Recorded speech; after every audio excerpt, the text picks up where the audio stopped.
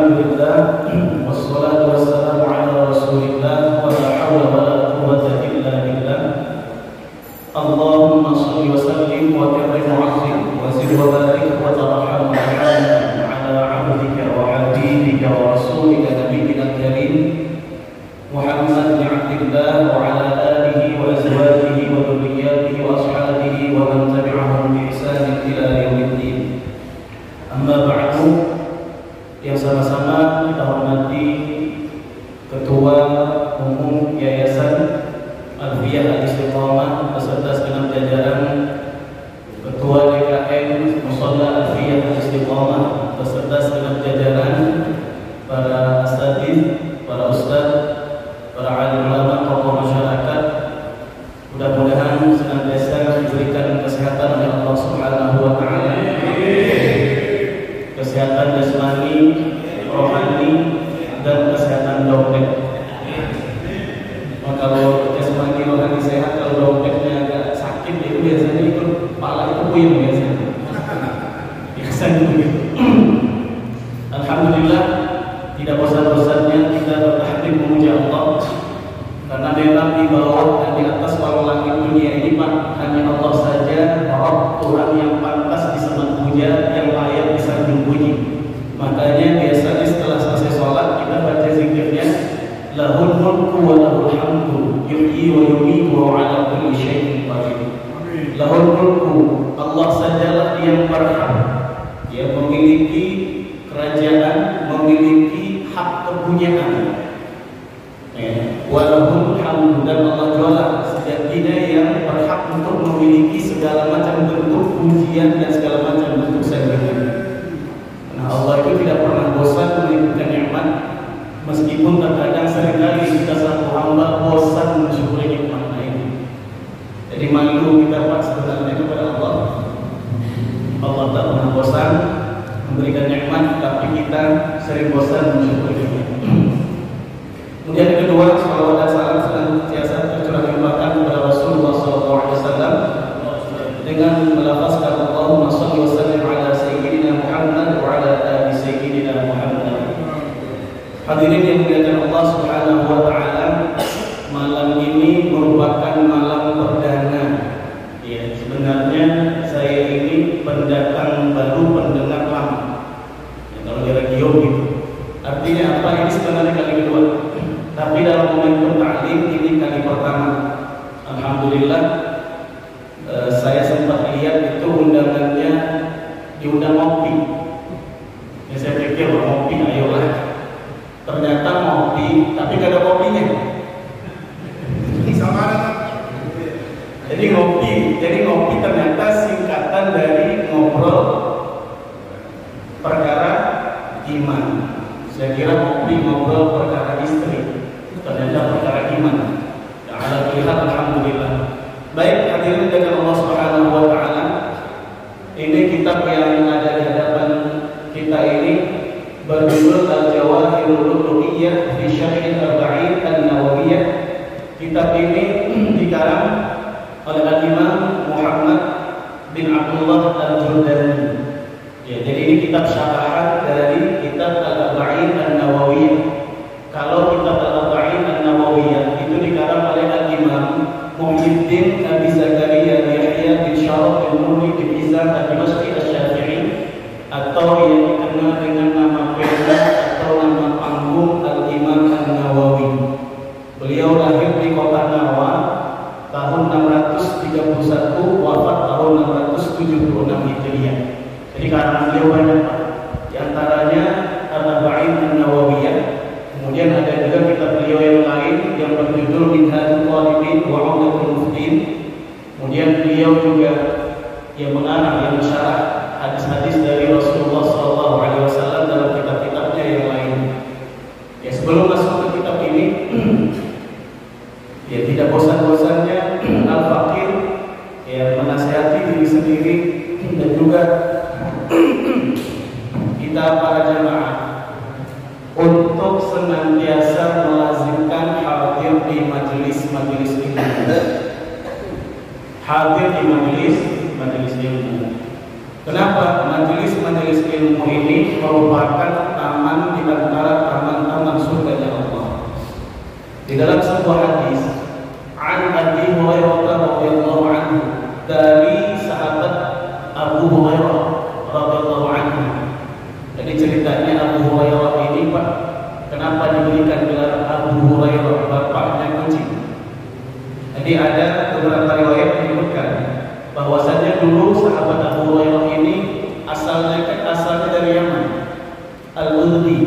sukunya. Ada yang menyebutnya al-addi. Jadi kalau di Indonesia mungkin Simanjuntak, Panjaitan, nah, mungkin Irian ya. Atau misalnya Irian, Siregar, nah, mungkin model-model begitu suku. Nah, jadi kebiasaan orang Arab secara umum, termasuk sahabat Abu Hurairah, ketika itu masih belum jadi sahabat Rasul, beliau ini ketika mengembalakan kambing, nah, ketika ada sebuah pohon di tempat gembala kambing itu, di situ ada seekor anak kucing yang masih kecil. Makanya Hirun, ibaratnya kucing, Hurairah, itu tasdirnya, artinya apa? Kucing yang kecil. Jadi kucing yang kecil ini, ketika Abu Hurairah datang ngamon kambing, bahasa sini ngamon, ketika udah diampar suruh makan di padang rumput, beliau Abu Hurairah ini langsung nemuin itu kucing. Nah, kucing itu ajak main, ya, begitu hari-hari ketika mau pulang taruh lagi di atas pohon. Begitu terus-menerus sampai orang-orang di sana pun menjuluki beliau dengan nama kunyah, yaitu Abu Hurairah, bapak kucing, asalnya dari sana. Ya. Abu Hurairah ini dalam beberapa literasi ataupun riwayat ada yang menyebutkan bahwasannya nama asli beliau ini Abdurrahman bin Sakhr. Ya, ada lagi yang menyebutkan nama asli beliau Abdullah bin Al-Amin. Ya, dalam banyak alias, kita itu juga banyak alias, apalagi kalau jadi teroris itu biasanya banyak. Ya, bulan alias bulan itu biasanya banyak. Nah, dalam hadis yang diriwayatkan dari sahabat ini, bahwasanya Rasulullah SAW pernah bersabda, "Idza marartum bi riyadil jannah farta'u."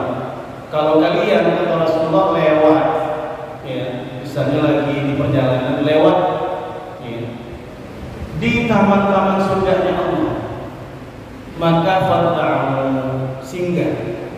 Nah, ini kemudian para sahabat bertanya. Di antara para sahabat ada yang bertanya, "Ya Rasulullah, wa ma riyadul jannah?" Apa itu riyadul jannah, taman-taman surga? Nah, ini hadisnya pecah di situ. Ada yang menyebutkan taman-taman surga itu hilaqul dzikri, halaqah zikir, yang di dalamnya disebut nama Allah, di dalamnya disebut nama Rasulullah, itu masuk ranah majelis halaqah zikir. Jadi kalau ada majelis sholawatan, maulid, itu halaqah zikir.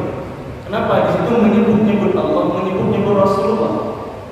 Jadi majelis apapun yang disebut di situ Allah, disebut di situ Rasulullah, itu masuk hilaqul dzikir. Dalam riwayat yang lain hadisnya berbunyi al-masajid, taman surga itu yang masjid-masjidnya. Ya, farta'u, singgah. Ngapain singgah? Nah, ini singgah itu maksudnya kalau ada majelis ilmu, datangin. Kalau ada majelis zikir, ikutin. Itu maksudnya. Meskipun nanti ada perbedaan pendapat ulama mengenai status keabsahan hadis ini, akan tetapi secara makna dia sahih. Jadi sebenarnya nggak ada masalah. Kalau dipermasalahkan bisa saja, yang nggak masalah bisa dipermasalahkan dan bisa jadi masalah. Hadirin dari Allah Subhanahu Wa Taala. Jadi jangan pernah bosan untuk mencari ilmu Allah. Ilmu Allah itu luas tak terbatas. Ilmu Allah itu luas tanpa tepi. Ya, justru itu kita selalu dianjurkan dalam agama bahwasanya menuntut ilmu itu hukumnya wajib. Makanya dalam hadis sahih disampaikan, "Thalabul ilmi fardhatun 'ala kulli muslimin." Ya, ada riwayat yang lain menyebutkan kulli muslimin wa muslimatin, tapi yang kuat itu kulli muslimin saja. Akan tetapi di dalam bahasa Arab, kalau sudah disebutkan dhamir atau kepunyaan atau disebutkan jenis laki-laki, berarti perempuan masuk di dalamnya. Karena saking kuatnya penggunaan dhamir laki-laki. Itu di bahasa Arab, tapi di kenyataan hidup, mohon maaf, perempuan lebih kuat. Ini wajah-wajah suami-suami atau istri semua ini. Ya, tapi di bahasa Arab, yang laki-laki muslim berarti muslimah masuk. Saking kuatnya laki-laki di bahasa Arab. Tapi kalau di kita kenyataan hidup beda lagi. Perempuan berani-berani dapur nggak dapur, berani-berani pintu kagak dibuka. Ya, tapi itu kalau istri kagak soleha. Kalau soleha insya Allah. Yang dianjurkan untuk ilmu. Bahkan sahabat Abdullah bin Umar pernah mengeluarkan sebuah pernyataan. Apa kata beliau? Majlis fikih khairun min ibadati sittina sanatan. Dalam riwayat yang lain sittina aman. Majlis fikih, nah ini uniknya. Jadi dalam ilmu balaghah, salah satu cabang di dalam ilmu bahasa Arab, itu ada istilah dzikrul ba'di wa iradatul kulli. Disebutkan sebahagian saja, sampelnya saja, tapi maknanya adalah cakupannya keseluruhan. Di situ disebutkan oleh Abdullah bin Umar, majlis fikih merupakan salah satu cabang ilmu. Artinya apa? Ilmu keseluruhan. Majelis ilmu, kata beliau, lebih baik, lebih utama ketimbang kita ibadah sholat 60 tahun lamanya. Sholat apa? Tentu sholat sunnah. Sholat apa? Tentu sholat orang yang lalai, apalagi yang tidak pakai ilmu.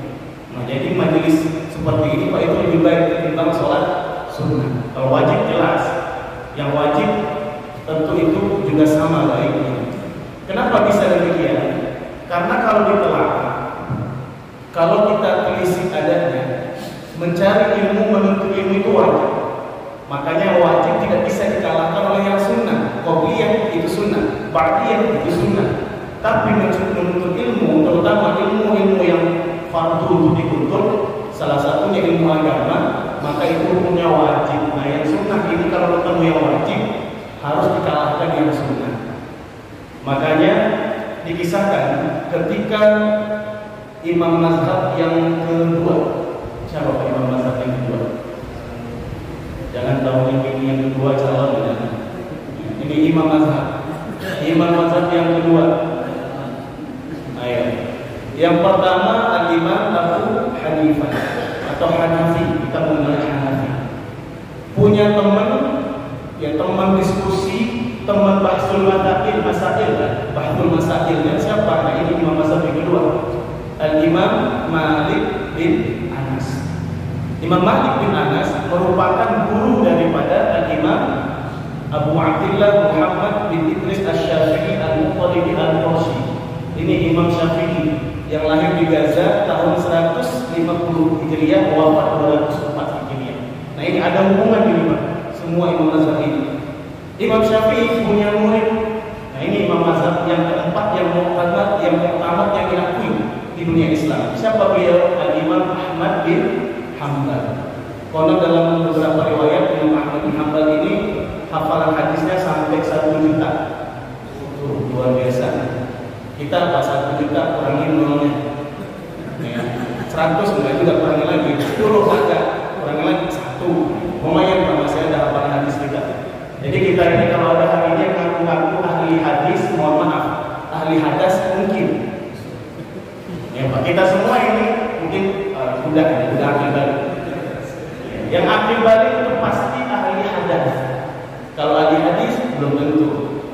Ya, jadi kalau ada ngaku al-muhaddis hari ini, ya Allah, mohon maaf Pak, kalau al-muhaddis, orang ahli hadis dalam tradisi keilmuan para ulama itu disebutkan gelar al-hafiz. Al-hafiz, contoh al-hafiz Ibnu Hajar Al-Asqalani, pengarang kitab Fathul Bari, Syarah Sahih Al-Bukhari.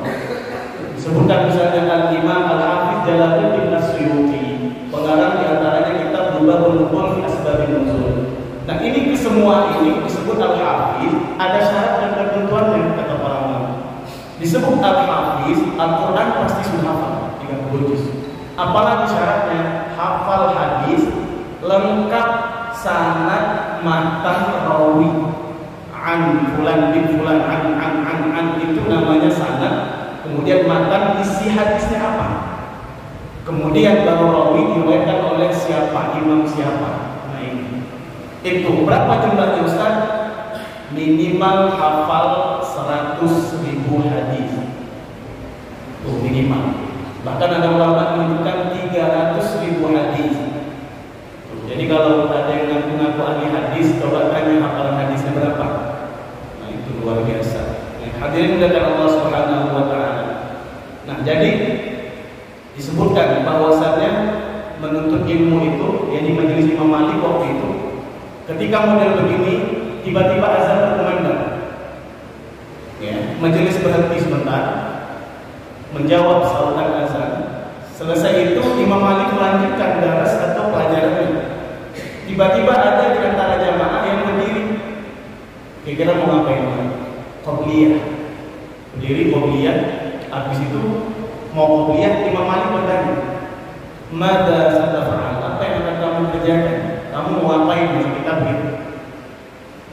Aqumu li usalliya raka'atain. Saya berdiri, wahai imam, ingin melaksanakan sholat 2 rakaat. Berarti sholat sunnah maksudnya qobliyah. Apa kata Imam Malik? Inna kunna fihi. Sungguhnya yang kita dari tadi ngelakuin, maksudnya lagi daras tadi, sungguhnya pelajaran kita, taklim kita ini, kata beliau, khairan mimma taf'al. Lebih baik statusnya ketimbang apa yang akan kau kerjakan. Artinya apa?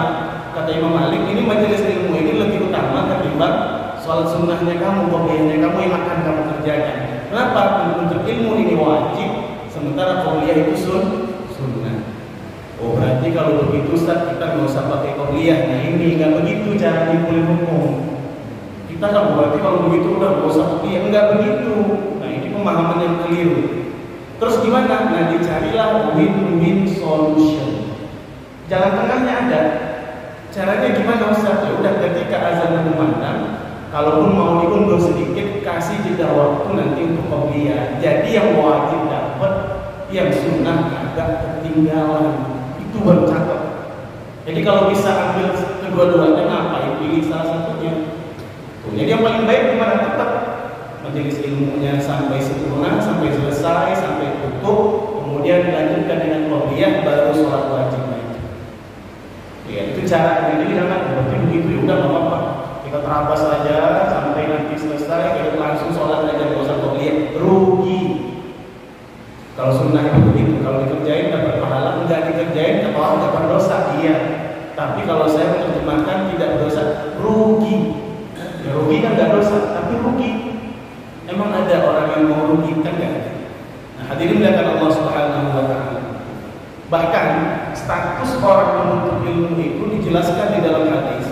Ini luar biasa, biar memotivasi kita untuk rajin. Al-haddu ala talabil ilmi, anjuran untuk menuntut mencari ilmu. Apa itu? Terekam dalam sebuah hadis. Ya, diriwayatkan oleh Imam Abu Isa Muhammad bin Isa bin Sawrah At-Tirmizi. Imam At-Tirmizi Shahihus Sunan, pengarang kitab Sunan Tirmizi. Beliau juga mengarang kitab Syama'il Muhammadiyah. Kemarin bulan Maulid biasanya banyak itu dikaji. Nah, beliau ini meriwayatkan hadis dari Rasulullah mengatakan, "Man kharaja fi talabil ilmi fa huwa fi sabilillah hatta yarji'a." Man kharaja, siapa orang yang keluar fi talabil ilmi, berarti keluar dari rumahnya, keluar dari kampung halamannya, keluar dari zona amannya, keluar dari negaranya. Tujuannya apa? Fi talabil ilmi, dalam rangka mencari si cercah ilmunya Allah. Ini jaminan Allah pasti. Fa huwa fi sabilillah hatta yarji'a. Status dia itu, berarti kita ini semua sekarang keluar dari rumah dalam rangka mencari ilmu, berarti kita ini dianggap oleh Allah, yang diakreditasi oleh Allah, dinilai oleh Allah sebagai orang yang sedang berjuang berjihad di jalan Allah. Berarti kalau na'udzubillah, kalau kita mati, Pak, pas pulang nanti misalnya keserempet mobil atau sepeda kira-kira keserempet mampus nih. Ya, misalnya takdir Allah, kita nggak tahu. Akhirnya meninggal, belum sampai rumah, hitungannya kita insya Allah mati syahid, ya, mujahid fisabilillah. Nah ini. Jadi kita ini dihitung sebagai hamba Allah, mujahid, berjuang di jalan Allah. Sampai kapan? Hatta yarji'a, sampai dia kembali pulang. Hatta yarji'a ini maknanya bisa dua. Makna yang pertama, hatta yarji'a, sampai dia kembali pulang. Yang dari rumah pergi ke majelis taklim, balik lagi sampai rumah. Yang dari sebuah kampung pergi ke kota, selesai pendidikan di kota, balik lagi ke kampung, berarti itu sampai yarji'a, sampai dia pulang. Baru dicabut status yang mujahidnya dia, baru dicabut status jihadnya dia. Tapi ada makna lain. Kalaulah dia selesai dari majelis ilmu, selesai mondok, selesai sekolah, selesai kuliah, kemudian dia pulang ke kampung halamannya, tapi dia senantiasa mengingat-ingat ilmu itu, mengajarkan ilmu itu, mengamalkan ilmu itu, meskipun dia dalam kategori tidak lagi belajar, tapi dia mengamalkan ilmu, itu berarti statusnya masih dihitung mujahid, jihad fisabilillah. Hatta yarji'a itu maknanya apa? Yang kedua maknanya adalah sampai inna lillahi wa inna ilaihi raji'un, sampai ya istilahnya ruh ini berpisah dari raga, ya, jasad ini kehilangan ruhnya, artinya sampai meninggal dunia. Ini makna yang kedua. Dengan catatan tadi ilmu yang didapat diamalkan, ilmu yang didapat diajarkan, dan itu berarti masuk. Jangan sampai Pak kita jadi orang yang sombong. Nah ini repotnya, mohon maaf, repotnya kita para pencari ilmu ini itu godaannya luar biasa. Kalau merasa punya ilmu sedikit, langsung mendongakkan kepala, langsung mengangkat bahu. Nah ini musibahnya itu, musibah. Makanya iblis ini pada awalnya dulu hamba Allah, salah satu hamba Allah yang paling taat dulu. Iblis itu nama aslinya Azazil. Jadi dulu itu iblis ini luar biasa, yang paling alim ya iblis, paling alim Azazil dulu namanya. Bahkan ketika itu Allah Subhanahu wa Ta'ala mengisyaratkan bahwasanya akan ada di antara hamba-hamba Allah yang waktu itu tinggalnya di surga, termasuk malaikat itu, bahwasanya Allah kasih bocoran nanti skenario-nya akan ada yang akan dideportasi, dikeluarkan dari surga. Itu mulai malaikat, para malaikat heboh berorganisasi, kira-kira siapa? Ini kira-kira yang akan diusir siapa? Yang akan dideportasi siapa ini di antara kita? Akhirnya apa? Para malaikat ada yang inisiatif minta doa. Nah, ada yang minta doa ke Azazil ini. Dulu ketika masih taat namanya Azazil, minta doa ke Azazil karena dia dianggap paling alim. Nah, ketika diminta doa, apa kata Azazil? Nah ini, mudah-mudahan Allah memberi hidayah kepada kalian, mudah-mudahan Allah menyelamatkan kalian, mudah-mudahan Allah melindungi kalian. Semuanya domirnya kum kalian. Dia mendoakan orang lain tapi lupa dirinya. Nah, sekarang ada nggak model begitu? Ada. Allah yahdikan, Allah yahdikum. Ada Allah. Nah, usahakan boleh mendoakan orang tapi jangan lupa diri kita. Ya, meskipun nanti ada hadis yang menyatakan kalau kita mendoakan orang, malaikat mendoakan yang semisalnya, tapi beda motif. Nah, ini nanti hadis pertamanya tentang motif beramal. Ya, beda motif. Dia mendoakan orang karena dasar, bukan karena ingin orang itu dapat hidayah, tapi karena dia merasa dirinya dalam hidayah. Makanya saya doakan ya yahdikumullah, mudah-mudahan kalian dapat hidayah, merasa dirinya sudah dapat hidayah. Itu masalahnya. Ya, tapi kalau benar-benar tulus ikhlas, yahdikumullah, mudah-mudahan Allah memberikan hidayah kepada kalian, dalam hati ya Allah berikan pantulan doa kebaikan juga memancar kepada diriku. Nah itu nggak apa-apa. Ya, jadi ini menuntut ilmu ini luar biasa. Jadi kalau ada orang yang nggak mau cari ilmu lagi, merasa sudah alim, berarti itu sejatinya orang bodoh, rumah. Ya kalau bahasa Rocky Gerung namanya orang dungu ya. Yang ngomong begitu sebenarnya banyak para ulama. Bisa kita buka kitab. Ya, ini kitab yang dikarang oleh Hadratus Syekh Hasyim Asy'ari. Nah, ini saya kalau kitab-kitab ulama Nusantara saya senangnya luar biasa. Ya, seperti misalnya Syekh Muhammad bin Umar Nawawi Al-Bantani, Syekh Nawawi Banten, itu ada kitabnya namanya Al-Thimar Riyadiyah, syarah kitab Riyad Al-Qadimah. Saya senang itu kitab-kitab yang modelnya ulama Nusantara. Nah, salah satunya Hadratus Syekh Hasyim Asy'ari. Itu karangan beliau banyak. Jadi model karangan beliau itu ada beberapa halaman, beberapa catatan. Kemudian ini semuanya dikumpulkan oleh cucu beliau. Jadi ketika beliau wafat itu masih suhuf-suhuf yang berserakan. Dikumpulkan oleh cucu beliau, namanya itu Kiai Haji Isamuddin Hadid. Dikumpulkan lumayan tebal. Segini warna kitabnya hijau karena warna NU yang hijau. Diberi judul Irsyad Sari fi Jam'i Musannafat Syekh Hasyim Asy'ari. Itu buah karya Syekh Hasyim Asy'ari, catatan-catatan karya beliau, ya karya tulis pena beliau itu dikumpulkan. Nah, itu di antaranya di situ ada adab seorang pembelajar, seseorang yang alim. Siapa yang disebut alim itu? Beliau jelaskan. Jadi beliau menjelaskan, beliau pun mungkin beliau mengambil pendapat salah seorang ulama besar yang bernama Al-Imam Abdullah ibn Mubarak. Nah, di situ beliau mengutip ucapan Al-Imam Abdullah ibn Mubarak. Apa kata beliau? La yazalul mar'u 'aliman ma talaba al-'ilma. Orang itu masih senantiasa dianggap alim manakala talaba al-'ilma, manakala masih sering menuntut ilmu, masih sering hadir majelis ilmu. Nah, itu selama dia hadir majelis ilmu, selama dia masih mau belajar, itu orang alim, kata Al-Imam Abdullah bin Mubarak. Nah, kalau sebaliknya, fa idza dhanna annahu qad 'alima faqad jahila. Sebaliknya, kalau orang itu sudah merasa bahwa dirinya itu sudah alim, sudah mengerti, sudah merasa hebat, ilmu sudah cukup, kalau ada yang merasa demikian, faqad jahila, maka dialah sebodoh-bodohnya orang. Jadi ini luar biasa. Biasanya ini resiko apa biasanya? Kalau orang yang hobinya atau yang sering diundang ceramah, sering ngisi pengajian, sering ngisi taklim, biasanya musibahnya di sini kena. Ya, karena sering ceramain orang, sering nasihatin orang, hati-hati, bisa-bisa hatinya itu keras. Akhirnya Pak gak mau Pak dengerin orang, gak mau dinasihatin orang. Kenapa? Karena selama ini dia merasa orang lain selalu mendengarkan apa yang dia ucapkan. Jadi ketika dia pembicara berubah jadi pendengar, dia nggak nyaman. Nah ini harus dikikis ini model ini. Apalagi kalau sudah merasa alim, indikatornya orang yang merasa alim adalah tidak mau belajar. Tapi bukan berarti Pak yang tidak datang ke sini tak sampai berarti kamu merasa alim, enggak. Barangkali ada uzur.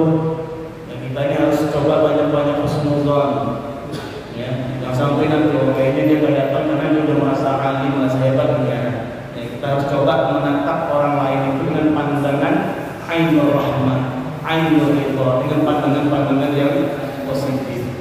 Nah ini. Kemudian para penuntut ilmu itu nggak bisa sebentar,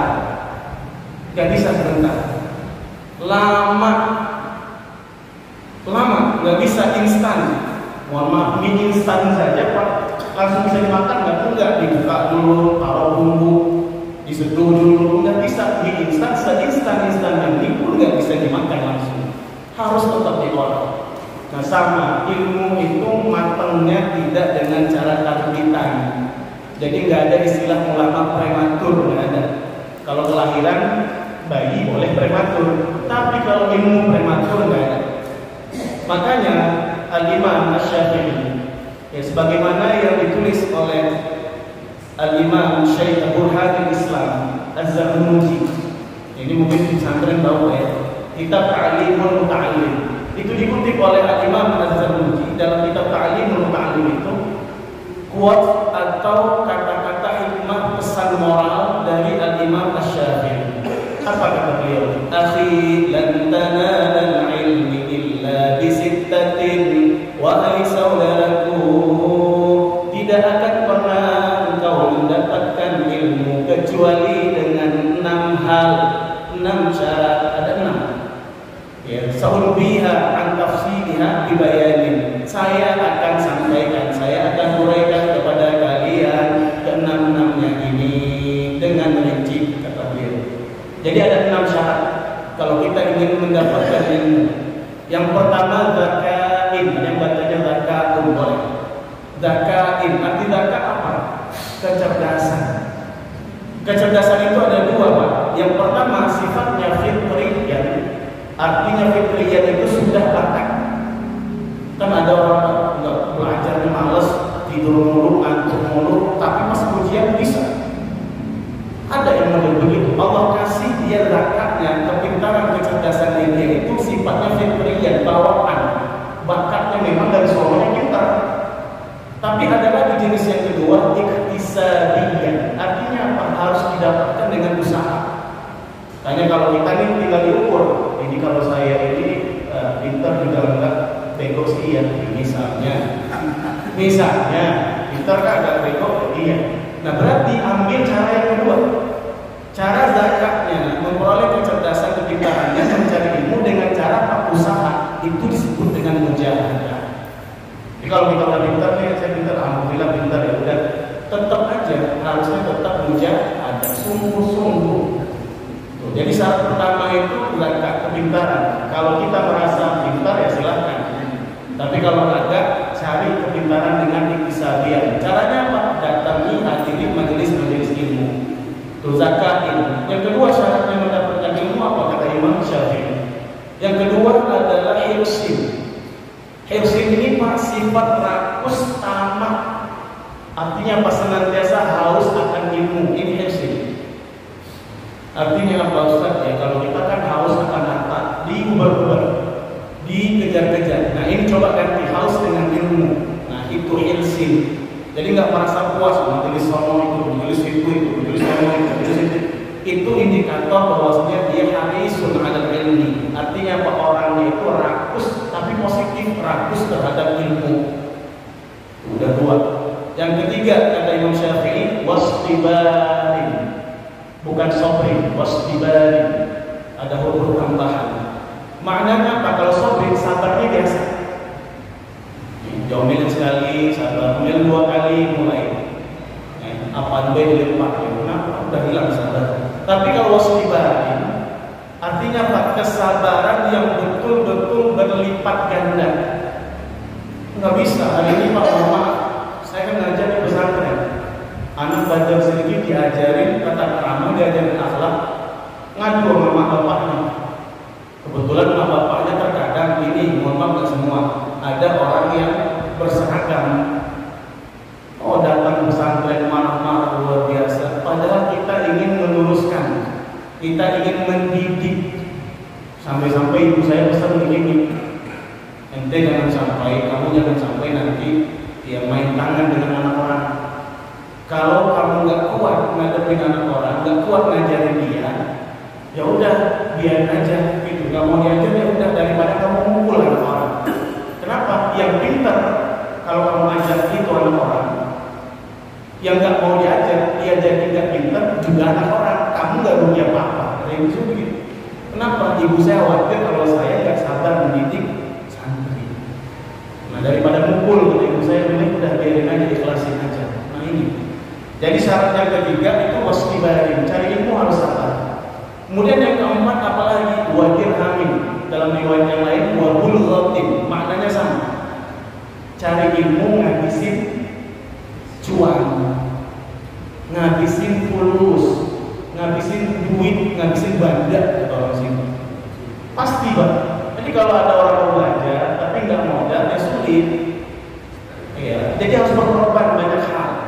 Ya berkorban harta, makan anak masuk pondok, anak masuk sekolah, anak masuk kuliah, anak belajar TPQ, TPA, belajar di mana saja, itu pasti membutuhkan bulghah atau dirham.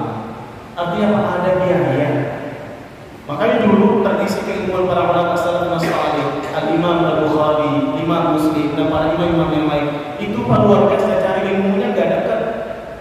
Dari Syam ke Mesir, dari Mesir nanti ada yang ke Palestina, ada yang ke Hijaz waktu itu, Saudi Arabia, pindah-pindah Irak, Basrah, itu nggak dekat. Ya, itu semua pakai modal. Ya, jadi kalau misalnya pendidikan itu mahal, ya ada benarnya. Ya, sampai ada perguyonan di pesantren, al-ilmu nurun, wa bayarun naik. Ilmu itu katanya nurun, tapi bayaran naik. Ini plesetan berarti al-ilmu nurun, ilmu cahaya, wa nurullahi la yuhda bil 'asi. Itu kata Imam Waqi'. Jadi Imam Waqi', gurunya Imam Syafi'i, ketika Imam Syafi'i mengadu kepada Imam Waqi', syaqau ila Waqi' su'afihi. Ya, aku pernah mengadu kepada guruku Imam Waqi', kata Imam Syafi'i, tentang buruknya kualitas hafalanku. Fa arsyadani ila tarkil ma'asi. Guruku Imam Waqi' kemudian mengamanahkan aku, membimbing aku supaya aku meninggalkan kemaksiatan. Kenapa? Al-ilmu nurun, karena ilmu itu adalah cahaya. Wa nurullahi la yuhda bil-'asi. Dan ilmu cahaya Allah itu enggak akan mau Allah titipkan, Allah sembuhkan, Allah pancarkan cahaya ilmu itu kepada qalbu, hati-hati orang yang bermaksiat. Kenapa? Hati ini bercermin. Dosa hitam, akhirnya tertutup Pak. Nah kalau jendela itu tutup semua ya. Kalau jendela itu, ya jendela yang kita tidak pernah bersihkan, tiba-tiba ada noda-noda, itu cahaya semakin lama semakin sulit menembus. Sama hati itu ibarat cermin kaca yang bening. Ketika melakukan dosa kemaksiatan itu titik-titik hitam muncul, akhirnya nggak sanggup ditembus oleh cahaya ilmu Allah. Bukan karena memang nggak sanggup, Allah nggak mau kasih. Nah itu, jadi anak-anak kelas itu begitu. Al-ilmu nurun wa bayanun naik. Ilmu menurun sementara bayaran naik. Anak sekarang hebat luar biasa. Nah, jadi udah berapa syarat dapatkan ilmu? Pertama, kecerdasan. Bisa kecerdasan alami, bakat, dan juga usaha. Yang kedua, harus rakus amat senantiasa berusaha nyari dimanapun ilmu. Kemudian yang ketiga tadi, kesabaran, harus sabar mencari ilmu. Yang keempat adalah berkorban biaya. Yang kelima, kata Imam Syafi'i, sebagaimana yang dikutip di kitab ya Zarnuji, Imam Zarnuji itu ta'lim kitab lain juga sama, adalah wasuhbati ustazin. Nah ini apa? Harus senantiasa lakukan mulazamah. Ya, artinya apa? Dengan ustaznya, bukan saya Pak ya. Kalau saya ini ya masih santrinya kiai, masih muridnya guru, masih santrinya ustaz. Ya. Jadi kalau orang anggap ustaz kiai dulu, ya tapi saya doakan ya, doa yang baik kan harus Pak. Ya. Nah jadi artinya apa? Lakukan dengan guru, hormat dengan guru. Ya, karena hormat dengan guru itu merupakan salah satu cara membuka futuh mulut supaya orang itu dapat ilmunya lancar. Salah satu diantaranya Pak itu hormat dengan guru. Bukan hormat begini, kalau guru hormat enggak begini.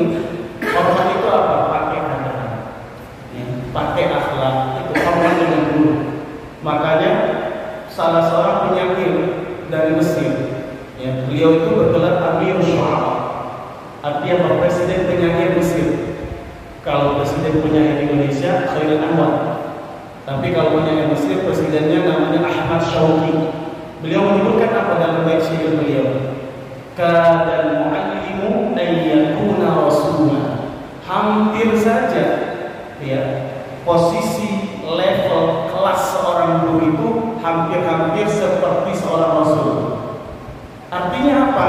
Karena fungsi tugas guru itu hampir sama dengan fungsinya rasul. Kan sama-sama guru. Makanya dalam hadis itu disampaikan oleh Rasulullah, innallaha lam yab'athni mu'annitan wa muta'annitan. Allah tidak mengutusku, kata Rasulullah, sebagai seorang yang mempersulit, seseorang yang membuat rumit semua urusan. Walakin ba'athani, tapi Allah mengutusku mu'alliman muyassira, menjadi guru yang mempermudah orang untuk mengerti dengan ilmu-ilmu Allah. Ini maka hampir sama guru sama Rasul secara fungsi, tapi tidak mungkin sama. Ya, Rasulullah tidak mungkin sama dengan siapapun dan dengan apapun. Jadi harus lakukan dengan ustaz. Terakhir, syaratnya kita mendapatkan ilmu kata Imam Syafi'i adalah tuli zamanin. Artinya apa? Sepanjang waktu mencari ilmu itu. Selama hayat masih di kandung badan, selama nafas masih turun naik di kerongkongan, selama itu ada kewajiban untuk mencari ilmu. Nggak bisa. Saya udah umur 40, udah berarti saya cukup. Nggak ada kategorinya. Makanya ada ungkapan utlubul ilma minal mahdi ilal lahdi. Carilah ilmu sedari ayunan sampai ke liang lahat. Artinya apa? Ini tul hayat. Artinya apa? Sepanjang hidup. Nah itu udah. Oke, barangkali